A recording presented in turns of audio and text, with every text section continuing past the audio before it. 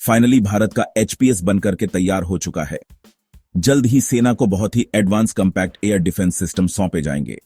डीट की तरफ से भारतीय कंपनियों को नई टेक्नोलॉजी शेयर की जाएगी। वहीं इस रो डीडीओएनएल की तरफ से भारत की एडवांस स्ट्राइकरी को बनाने का काम शुरू किया जा रहा है।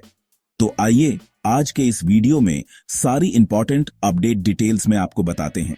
सबसे पहली अपडेट एनएल, जिसे हम नेशनल एरोस्मिथ प्लेटफॉर्म सिस्टम के नाम से जानते हैं, इसे लगभग पूरी तरीके से बना करके तैयार किया जा चुका है और दिसंबर 2025 में इसे रोल आउट किया जाएगा। इस सिस्टम की बात की जाए तो ये एक तरीके का अनमन एरियल व्हीकल है जो कि हाई एल्टीट्यूड में सर्विलांस के लिए इस्तेमाल किए जाते हैं। चुअल डिटेल्स की बात की जाए तो यह सी लेवल से 18 से 20 किलोमीटर की ऊंचाई पर आसानी से उड़ सकता है। एजर ड्रोन सैटेलाइट इससे काम लिया जा सकता है और सबसे अच्छी बात, यह हर डायरेक्शन में कवरेज आसानी से आपको प्रोवाइड कर सकता है और इसमें इनबिल्ट सोलर पैनल्स लगे होते हैं जिससे यह सेल्फ पावर जनरेट करता है और करीब करीब 90 दिनों तक आसमान में आसानी से उड़ता रह सकता है।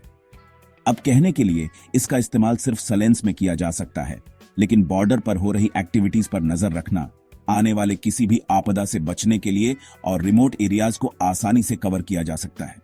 बाकी इसी एचपीएस का इस्तेमाल करते हुए कुछ एडवांस काम भी किए जा सकते हैं, जैसे कि कम्युनिकेशन। ये आपको फिक्स्ड ब्रॉडबैंड कनेक्टिविटी दे सकता है। Transmission link between mobile and core network यहां पर आसानी से इस्तेमाल किया जा सकता है।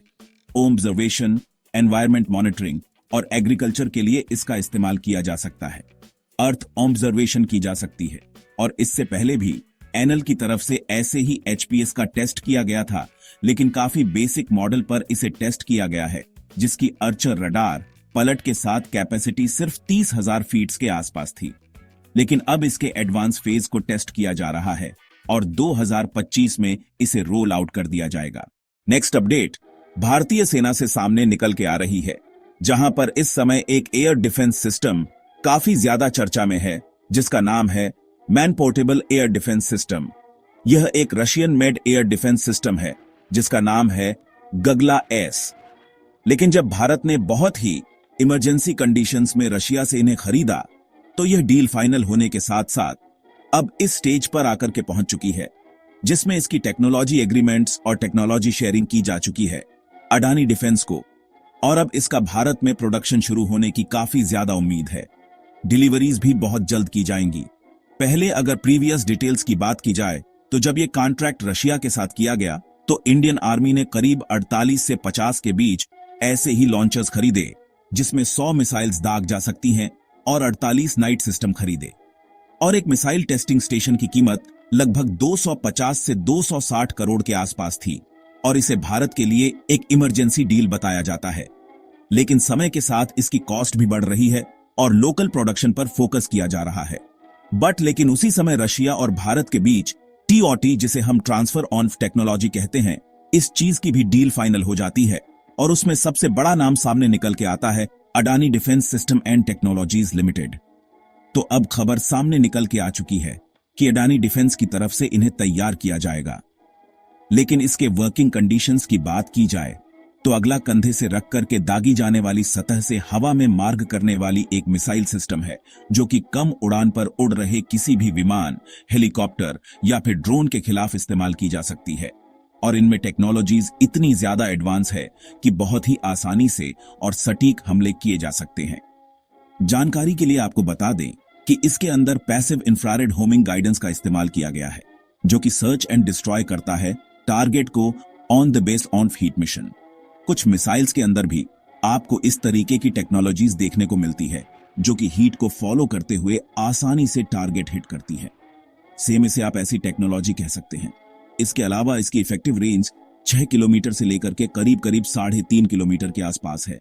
सबसे बड़ी बात कि ये एक मैन पोर्टेबल डिवाइस है जिसे कहीं पर आसानी से ले जाया जा सकता है। और सबसे अच्छी बात कि अब जो फॉरेन डिपेंडेंसी है, यानी कि इंपोर्ट्स हैं, उसको काफी हद तक रिड्यूस कर दिया जाएगा और डोमेस्टिक प्रोडक्शन की हेल्प से देश के अंदर ही ये सारी चीजें तैयार की जाएंगी। तो क्या कुछ कहना है आपका, इस पर हमें कमेंट्स में जरूर बताइएगा।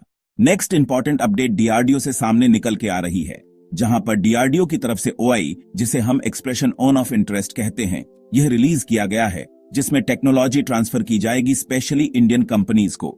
डीडी की तरफ से तैयार किए गए 155 252 gun barrel with 23 litre chamber.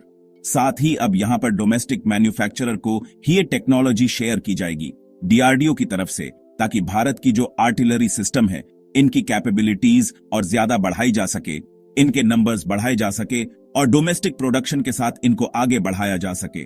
साथ ही इसे डेवलप करने में डीआरडी के साथ साथ एआरडी, जिसे हम आर्मेंट रिसर्च एंड डेवलपमेंट एस्टैब्लिशमेंट के नाम से जानते हैं, इनकी हेल्प ली गई है। इसके फीचर्स की बात की जाए तो बैरल की लेंथ करीब 8600 mm के आसपास है, chamber volume 23 litre, barrel weight 2032 किग्रा, नंबर ऑफ ग्रोथ्स 48। इस बैरल गन को डिजाइन किया गया है fire 155 a calibre ammunitions. It is a part of ATAGS which is a large calibre gun system, और इन फ्यूचर इसे भी हम एक्सपोर्ट करने की तैयारी में है, क्योंकि ऑलरेडी भारत के ATAGS system Armenia, Brazil, Vietnam, Philippines देशों के साथ हम एक्सपोर्ट करने में लगे हैं, जिसमें आर्मेनिया को ऑलरेडी हमने इन्हें एक्सपोर्ट कर दिया है। नेक्स्ट और बहुत ही इंपॉर्टेंट अपडेट इसरो, डीआरडी और एनएल से सामने निकल के आ रही है, जहां पर अब इन तीनों ही संस्थाओं ने मिलकर के एक नए एडवांस टॉनिक विंड टनल को बनाने का काम शुरू कर दिया है, जिसका इस्तेमाल बहुत सारे आने वाले मिशंस में किया जा सकता है। और इस टॉपिक पर हमारी तरफ से की गई रिसर्च आपको हैरान कर सकती है, बिकॉज दुनिया में 5 ही ऐसी टनल्स तैयार की गई हैं, जिनमें से 2 भारत के पास मौजूद हैं। जानकारी के लिए आपको बता दें कि इस तरीके की फैसिलिटी डेवलप इसीलिए की जाती है जहां पर सबसोनिक, ट्राइसोनिक और सुपरसोनिक स्पीड के रॉकेट्स और स्पेसक्राफ्ट को आसानी से टेस्ट किया जा सके। यहां पर फ्लाइट कंडीशंस 0.2 से लेकर के 4 टाइम्स तक स्पीड ऑन साउंड के बियॉन्ड जा सकती है। टॉप लोकेशंस की बात की जाए तो पहला नंबर आता है वीएसएस, जिसे हम विक्रम साराभाई स्पेस सेंटर के नाम से जानते हैं। ये लोकेटेड है तिवानपूप, केरला के अंदर, और ये इंडिया का फर्स्ट लार्ज ट्राइसनिक विंड टनल है। दूसरा है एनएल यानी कि नेशनल एरोस्मिथ है। अगला नंबर आ जाता है नासा का, जिनके पास मार्शल स्पेस फ्लाइट सेंटर है। इसके बाद नेशनल रिसर्च काउंसिल कनाडा के पास 1.5 मीटर की ट्राइसनिक विंड टनल। उसके बाद France, Germany research institute Saint Louis facility, और दुनिया में सिर्फ 5 फैसिलिटी हैं, जिनमें से 2 भारत के पास हैं, और अब भारत एक और नई को बनाने की तैयारी में है। पहले यह सिर्फ एनएल की तरफ से तैयार की गई थी, लेकिन इस बार इसमें इसरो और डीआरडी भी पार्टिसिपेट कर रहे हैं। जानकारी के लिए आपको बता दें कि तीनों संस्थाओं यानी कि एनएल, इसके अलावा सीएसआईआर, इसरो, डीआरडीओ, सबकी तरफ से इस प्रोजेक्ट को मंजूरी दी जा चुकी है कि देश के इस इंपॉर्टेंट प्रोजेक्ट को शुरू किया जाए। जानकारी के लिए आपको यह भी बता दें कि यह टनल दुनिया की सबसे एडवांस टनल में से एक बनने वाली है, जिसे 2031 यानी 31 तक पूरा करने का लक्ष्य रखा गया है, और जुलाई 2025 में इसकी डीपीआर को फाइनल रूप दे दिया जाएगा। रिपोर्ट्स के मुताबिक इस टनल की 2.5 मीटर चौड़ाई, 2.5 मीटर ऊंचाई रखी जाएगी, और इसके अंदर जो स्पीड है वह 0.1 से लेकर के 1.8 मैक के आसपास रखी जा सकती है। और इसके एप्लीकेशंस के बारे में तो ऑलरेडी हमने आपको सारी डिटेल्स दे दी है, लेकिन कई ऐसे एक्सपेरिमेंट्स हैं भारत के जिन्हें हमें दूसरे देशों की फैसिलिटी के अंदर टेस्ट करने पड़ते हैं, लेकिन इसे डेवलप करने के बाद हमें टेस्टिंग के लिए किसी और देश के पास नहीं जाना पड़ेगा। तो यह भारत के लिए एक बड़ी डेवलपमेंट होने वाली है, जिसे या फिर कहे जिसके बारे में बहुत कम बात की जा रही है, लेकिन हमने इस बात को कवर किया। इसलिए वीडियो को लाइक और चैनल को सब्सक्राइब जरूर कीजिएगा।